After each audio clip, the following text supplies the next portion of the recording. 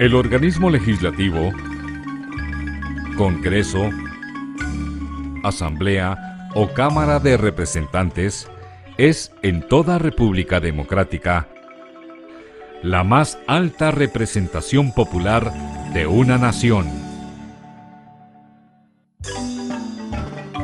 En él se encuentran representados todos los ciudadanos a través de sus diputados, quienes cumplen funciones claves para el desarrollo económico, político, social y cultural en cualquier país.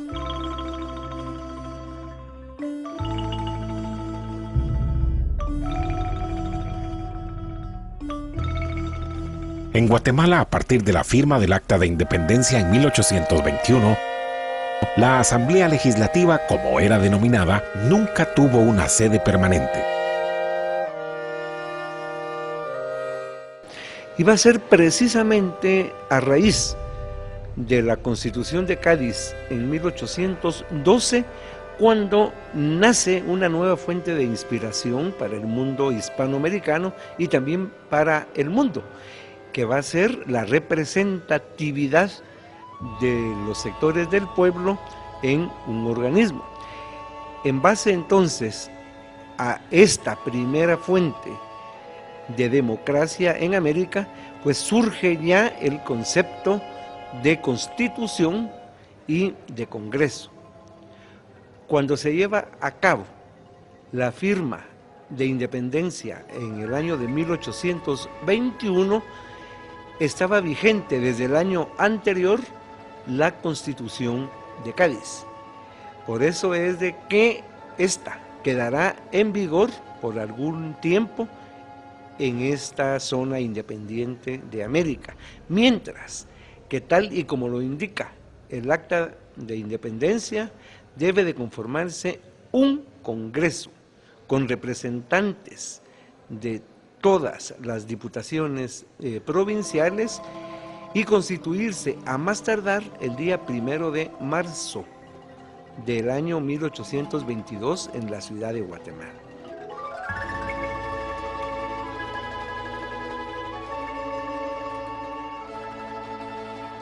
Poco antes de la inauguración del ahora Palacio Legislativo, el 1 de marzo de 1934 se reunían en una de las aulas de la Facultad de Ciencias Jurídicas y Sociales de la Universidad de San Carlos de Guatemala, ubicada en ese entonces en la 9ª Avenida y 10ª Calle de la Zona 1.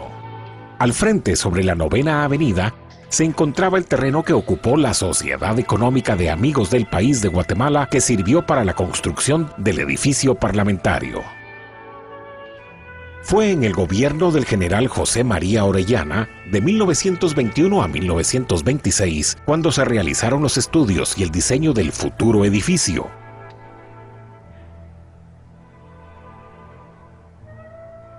Aunque su construcción se inició en 1929 bajo el gobierno del general Lázaro Chacón.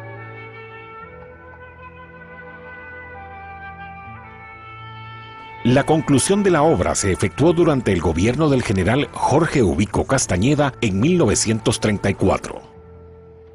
Su inauguración contempló dos momentos. Una primera fase que se realizó el 15 de septiembre de 1931, en donde se sentaron las bases estructurales de su sala de sesiones y el revestimiento de granito, y la segunda el 1 de marzo de 1934.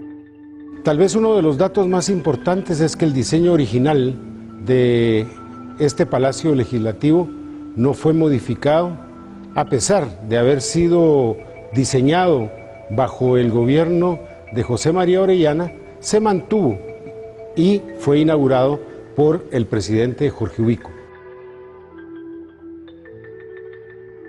Fue el arquitecto Manuel Moreno Barahona quien elaboró el diseño y se encargó de la dirección técnica de esta solemne y excelsa obra, el Palacio Legislativo. Pero aquí tenemos que considerar que en 1931, a partir del 14 de febrero, el presidente de Guatemala era el general Jorge Ubico Castañeda.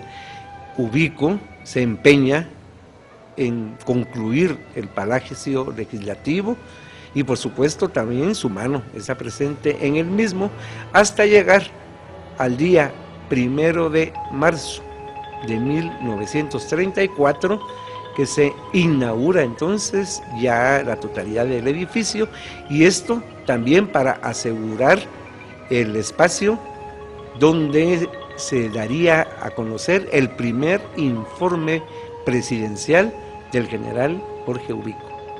Colaboró también el maestro constructor y modelador don Manuel Domínguez, a quien le encomendaron la modelación y fundición de las piedras utilizadas. La ciudad de Guatemala es afectada enormemente por los terremotos de 1917 y 1918. Ya desde finales del siglo anterior se conocía el cemento, y ya en Guatemala ya habían fábricas que se dedicaban a producirlo. Sin embargo, este material se usaba muy tímidamente, y fue a raíz del renacimiento de la ciudad, después de 1918, y con la llegada de algunos ingenieros o arquitectos europeos, se impulsa ya los nuevos sistemas, usados tanto en Europa como en Estados Unidos. Es el concreto, el llamado también cemento armado. Y en este caso, el Palacio Legislativo ya está construido con los sistemas de la época, los más modernos, el cemento armado, por lo cual ya toda la edificación es antisísmica. El revestimiento interior y exterior se elaboró en los talleres Pulín y Moreno, llevándose un poco más de 2 años la confección del interior del Pleno, en el cual hay columnas que miden 22 metros, incluida su ornamentación. Esta parte del palacio fue inaugurado el 15 de septiembre de 1931. La segunda etapa se inició enseguida. Impresiona la imponente fachada del Palacio Legislativo, que cuenta con 50 metros de longitud y lucen 18 columnas de cemento armado de estilo jónico. Todo está hecho de bloques que simulan piedra natural. Según cronistas, el frente del edificio presenta la delicadeza de un trazo geométrico estructurado en concreto que le da una majestuosa impresión de fuerza y elegancia, construyéndose en uno de los más sólidos y elegantes edificios de la capital. Según el diseño arquitectónico original, el Palacio de la Asamblea Nacional Legislativa estaba dividido en 2 salas a partir de su amplio vestíbulo o salón de pasos perdidos. A su derecha, el amplio pasillo que conduce a la sala de sesiones. Se encontraban también los despachos de la presidencia, vicepresidencias, secretaría, oficial mayor, salas de oficiales, archivos, biblioteca, vestuario, salas de descanso y habitaciones del conserje y servidumbre. A su izquierda, el pasillo que da parte trasera albergaba las salas de comisiones de trabajo legislativo. El espacio para el despliegue hacia esas tareas es uno de los sitios más llamativos de toda la edificación, el denominado Salón Los Pasos Perdidos o vestíbulo principal del edificio.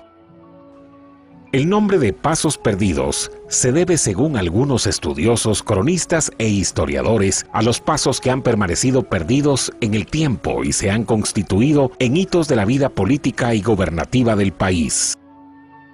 Otros son del criterio que el vestíbulo recibe tal denominación en virtud de la desorientación en que generalmente se encuentran quienes ingresan por primera vez a las instalaciones del legislativo. Este salón se encuentra sobriamente ornamentado. El mosaico de estilo veneciano releva el conocimiento del artista de esa técnica nacida en la isla de Murano. Remata en cada una de sus esquinas con la figura central de una antorcha griega, cuya llama simboliza la libertad. Grecas y formas ojivales se encuentran geométricamente logradas conjuntamente con figuras florales de espléndido contorno.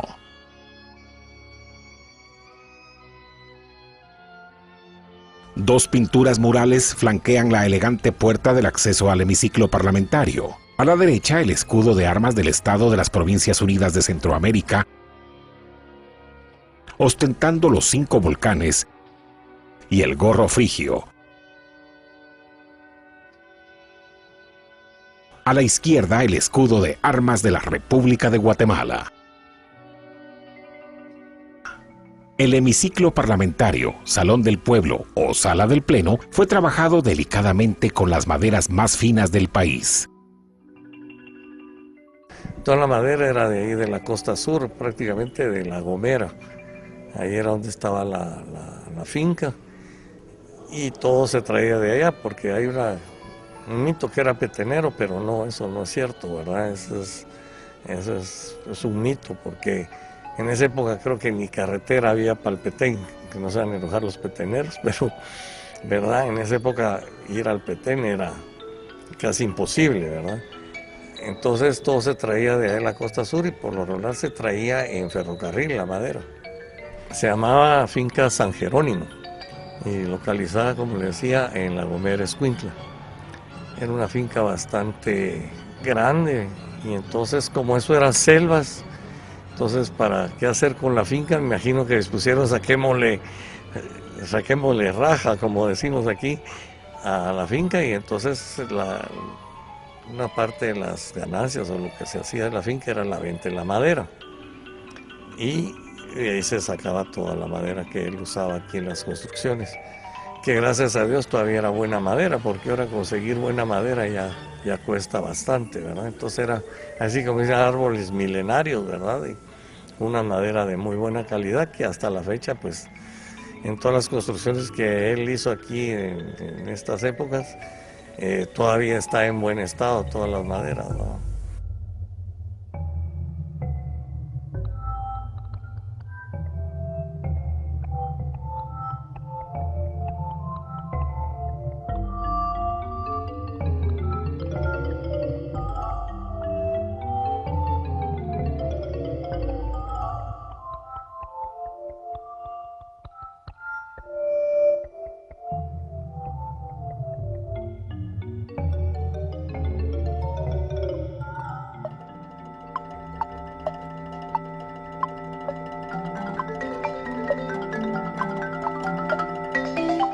Las curules talladas a mano constituyen una monumental obra de ebanistería ejecutada por obreros guatemaltecos. El conjunto de la mesa directiva, desde donde se presiden las sesiones, da el aspecto de una bella y simétrica disposición arquitectónica. En los años de 1920 y durante otras obras del general Ubico, van a destacar precisamente los trabajos de ebanistería, los cuales son realizados por artistas guatemaltecos y se van a utilizar maderas preciosas de Guatemala, en este caso el cedro y la caoba. Y en el caso la caoba es una madera muy difícil de esculpir y sin embargo vemos la perfección con que fueron realizados los trabajos, no solo en lo que serían las curules y toda la parte del hemiciclo, sino que también en algunos otros palcos o puertas del propio edificio.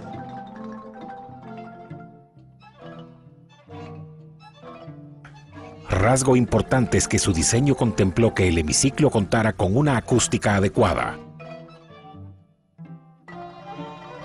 lo que se logró combinando en la parte baja 20 niveles de escalones y la parte de arriba cielo falso de técnica romana para llegar a la gravedad cero, cuya función es trasladar la acústica hasta la tribuna pública. Otros elementos arquitectónicos aquilatan su magnificencia como los detalles de sus dinteles, columnas jónicas y greco-romanas, y en su parte alta finalmente decorado con alegorías mitológicas asirio-babilónicas. A ambos lados de la sala parlamentaria se encuentran dos tribunas o palcos. A la derecha, la del honorable cuerpo diplomático y consular. Y a la izquierda, la de los miembros de prensa nacional e internacional, el cual fue bautizado con el nombre del ilustre literato guatemalteco Miguel Ángel Asturias, Premio Nobel de Literatura de 1967. Detrás de las curules centrales se extendían originalmente la plataforma oficial destinada para las autoridades civiles, ediles, militares y eclesiásticas, así como personalidades e invitados especiales. En el piso superior constituye el sitial destinado al público en general, conocido como palco del público. Aquí hay toda una serie de cosas que me parece a mí son poco conocidas incluso por nosotros.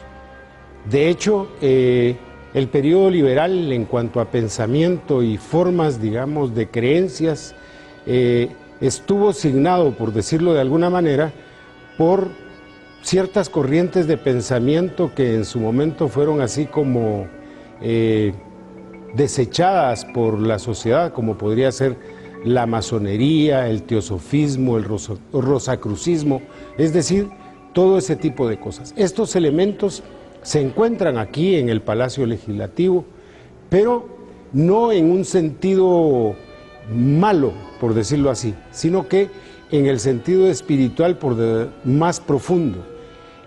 Por decir algo, por ejemplo, vamos a encontrar muchas flamas, muchas llamas que nos llaman a la iluminación, por ejemplo.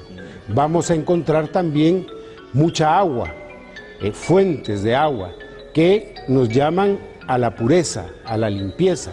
Es decir, tenemos eso. Vamos a encontrar pirámides egipcias que también, si recordamos, su función era la atracción de la fuerza solar para transmitirla, digamos, hacia la Tierra. Eso está presente acá en el Congreso de la República, pero como le digo, son aspectos poco conocidos y en realidad se necesitaría de expertos para poder desentrañar cuánto más hay sobre estas cosas. Además de las pinturas. Además de las pinturas, porque en el caso, digamos, de los cielos rasos de acá del palco de prensa y también del palco diplomático, vamos a encontrar lo que podríamos llamar las ruedas sin fin. Y esas ruedas sin fin nos están haciendo memoria, por decirlo así, a la reencarnación. No nos olvidemos de que hay, digamos, corrientes de pensamiento espiritual que creen en eso, mientras hay otras corrientes de pensamiento que no lo creen. Los liberales, por decirlo así, y en su conjunto en toda América Latina, tenían ciertas tendencias, digamos, a pertenecer a grupos teosóficos y masónicos. Aquí vamos a encontrar entonces que está la presencia babilónica, griega, egipcia, romana. A través entonces de los leones alados, de los caballos alados, de las sirenas aladas, de las esfinges, también vamos a encontrar estípites, luego encontraremos una serie de símbolos decorativos, a veces fito o zoomorfos, tomados de las distintas culturas de la humanidad, como las hemos mencionado. Pero también recordemos de que cada símbolo tiene una expresión propia, es decir, guarda un secreto. Eso sería ya un análisis propio de los que hacen la iconología. Y es aquí donde ya miraríamos qué significa cada uno de los elementos. Pero por el otro lado también es muy importante saber de que la francomasonería pues se ha desarrollado muchísimo a partir del siglo XVII en el mundo occidental, y en Hispanoamérica, y en este caso de Guatemala, pues se va a hacer sentir su presencia tanto en la época del proceso de independencia o del federalismo, como a partir de la Revolución de 1871. El Salón del Pueblo, ubicado donde funcionó la biblioteca Enrique Gómez Carrillo de 1952 a mediados de 1953, fue engalanado con los murales que relatan la historia de Guatemala, desde el período precolombino hasta el segundo gobierno de la Revolución de Octubre de 1944.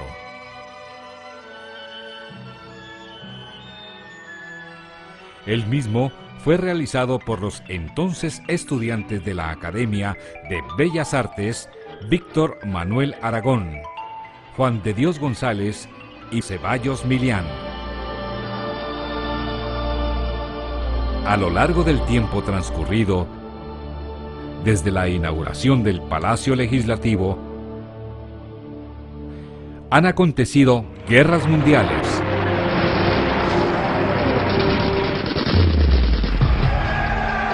revoluciones, contrarrevoluciones, golpes de Estado, guerra interna,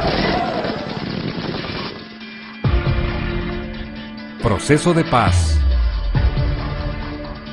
vuelta a la democracia.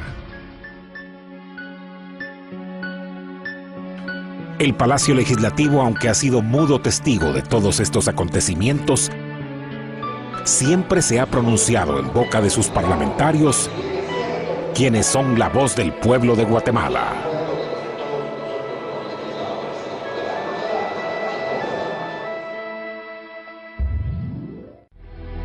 El Palacio Legislativo, declarado Patrimonio Cultural de la Nación, Monumento Nacional e Histórico mediante el Decreto número 32-78 del Congreso de la República, y Patrimonio Cultural de la Nueva Guatemala de la Asunción, categoría A, mediante Acuerdo 328-98 del Ministerio de Cultura y Deportes.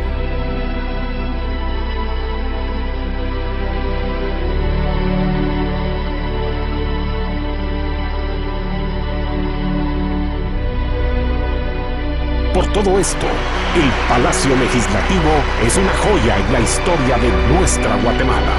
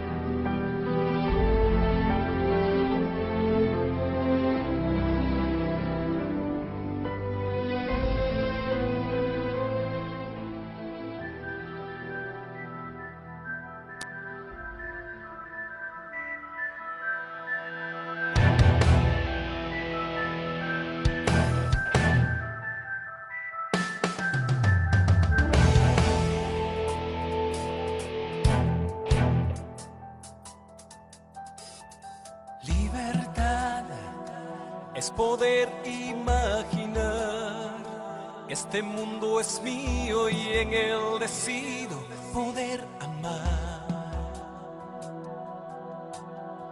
Igualdad es saber que tú y yo, no importa tu raza ni cómo es tu casa, solo la amistad. Juntos, dame tu mano, pues eres mi hermano y en amor buscamos nuestra libertad. Juntos, dame tu mano, pues eres mi hermano y en amor buscamos nuestra libertad.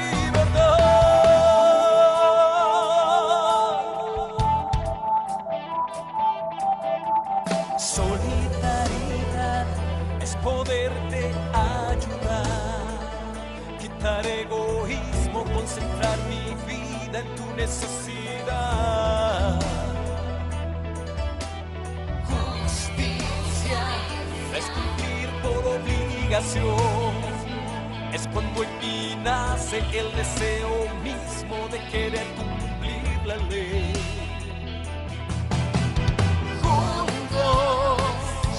Dame tu mano, pues eres mi hermano y en amor buscamos nuestra libertad.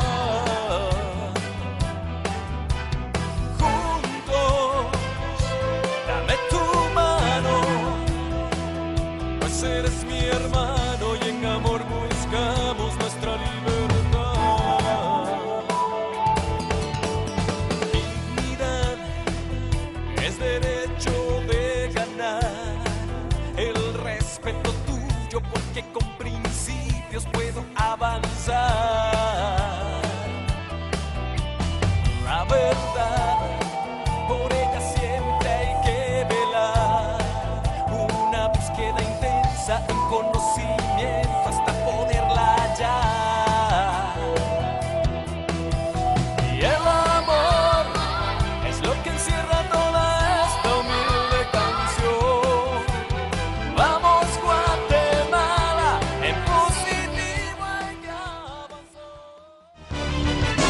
Congreso de la República.